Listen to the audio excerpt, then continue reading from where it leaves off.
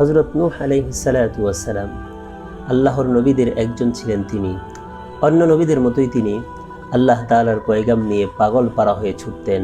গ্রাম থেকে গ্রামে, শহর থেকে শহরে প্রচার করতেন আল্লাহ পাকের বাণী। এটাই আল্লাহ তাআলা কোরআনুল কারীমের মধ্যে বলেন, ক্বালা ইয়া কওমি ইন্নী লাকুম নাযীরুম মুবিন আনি আবুদুল্লাহ ওয়াত্তাকুহু ওয়া আতিউন ইয়াগফির লাকুম মিন যুনুবিকুম।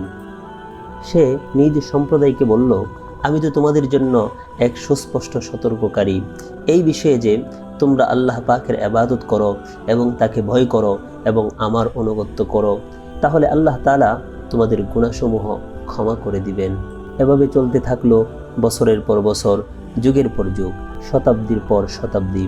কিন্তু নূহ আলাইহিস সালাতু ওয়াস সালামের এই দিনকে মেনে নেওয়ার লোকের সংখ্যা খুবই কম। 950 বছর দাওয়াত দেওয়ার পর দাওয়াত কবুল করলো মাত্র 40 কিংবা 80 জন লোক। দাওয়াত দেওয়ার এমন কোনো পন্থা নূহ আলাইহিস সালাতু ওয়াস সালাম বাকি রাখেনি। অতঃপর নূহ আলাইহিস সালাতু ওয়াস সালাম আল্লাহ তাআলাকে বললেন, হে আমার প্রতিপালক, আমি আমার সম্প্রদায়কে দিনে ডেকেছি, রাতে ডেকেছি, কিন্তু আমার সম্প্রদায় আমার থেকে শুধু পলায়ন করেছে। যখনই আমি তাদেরকে দাওয়াত দিয়েছি, তারা তাদের কানের ভিতরে আঙ্গুল ঢুকিয়ে দিয়েছে এবং তাদের চেহারার সামনে কাপড় দিয়ে ঢেকে দিয়েছে। আমি তাদেরকে উচ্চ কণ্ঠে দাওয়াত দিয়েছি, তাদেরকে প্রকাশ্যে দাওয়াত দিয়েছি, তাদেরকে গোপনে গোপনেও বুঝিয়েছি। আমি তাদেরকে বলেছি, নিজ প্রতিপালকের কাছে ক্ষমা প্রার্থনা করো, নিশ্চয়ই তিনি অতিশয় ক্ষমা। আর তোমাদের কি হলো যে তোমরা আল্লাহ পাকের এই মহিমাকে বিলকুল ভয় করছো না, অথচ তিনিই তোমাদেরকে সৃষ্টি করেছেন। দাওয়াত দিতে দিতে যখন 950 বছর হয়ে গেল, 80 থেকে 82 জন মানুষ ছাড়া আর কেউ ঈমান আনে না। আল্লাহ তাআলা অবশেষে জানিয়ে দিলেন, হে নূহ, তোমার সম্প্রদায়ের আর কেউ ঈমান আনবে না। তখন নূহ আলাইহিস সালাতু ওয়াস সালাম আল্লাহ পাকের কাছে দোয়া করলেন, হে আল্লাহ, যেহেতু কেউ ঈমান আনবে না, আপনি এদেরকে ধ্বংস করে দেন। এই ব্যাপারে আল্লাহ তাআলা কুরআনুল কারীমের মধ্যে আমাদেরকে জানিয়ে দিয়েছেন নূহ আলাইহিস সালাতু ওয়াস সালাম কি দোয়া করেছিল। আল্লাহ তাআলা বলেন, وقال نوح رب لا تذر على الأرض من الكافرين ديارا إنك إن تذرهم يضلوا عبادك ولا يلدوا إلا فاجرا كفارا। নূহ আলাইহিস সালাতু ওয়াস সালাম আল্লাহ পাকের কাছে দোয়া করলেন, হে আমার প্রতিপালক, এই কাফেরদের মধ্য হতে কাউকে পৃথিবীতে বাঁচিয়ে রাখবেন না, কেননা আপনি যদি তাদেরকে বাঁচিয়ে রাখেন তাহলে তারা আপনার বান্দাদেরকে বিপদগামী করবে এবং তাদের যে সন্তানাদি জন্ম নেবে তারাও পাপিষ্ঠ হবে। তিনি এই জন্য দোয়া করেছিলেন যাতে করে তারা তাদের পরবর্তী প্রজন্মকে গুমরা করতে না পারে। আল্লাহ তাআলা নূহ আলাইহিস সালাতু ওয়াস সালামের কাছে ওহী পাঠালো যে তুমি আমার তত্ত্বাবধানে এবং আমার ওহীর সাহায্যে নৌকা তৈরি করো, আর যারা জালেম হয়ে গেছে তাদের সম্পর্কে তুমি আমার সঙ্গে কোনো কথা বলবে না, এবার তারা অবশ্যই নিমজ্জিত হবে পানিতে। সুতরাং তিনি নৌকা বানাতে শুরু করলেন। যখনই তার সম্প্রদায়ের কাফের সর্দাররা তার কাজ দিয়ে যেত, তারা এই বলে উপহাস করত যে দেখো, ইনি এখন অন্য সব কাজ ছেড়ে দিয়ে নৌকা বানানো শুরু করে দিয়েছে, অথচ দূর দূরান্তে কোথাও পানির চিহ্ন নেই। নূহ আলাইহিস সালাতু ওয়াস সালাম তাদেরকে বলল, তোমরা যদি আমাকে নিয়ে উপহাস করো, তবে তোমরা যেমন উপহাস করছো তেমনি আমরাও তোমাদের নিয়ে উপহাস করব। কেননা তোমাদের প্রতি আমাদেরও এই কারণে হাসি আসছে যে তোমাদের মাথার উপরে আযাব এসে পড়েছে, অথচ তোমরা এখনও হাসি তামাশায় লিপ্ত রয়েছ।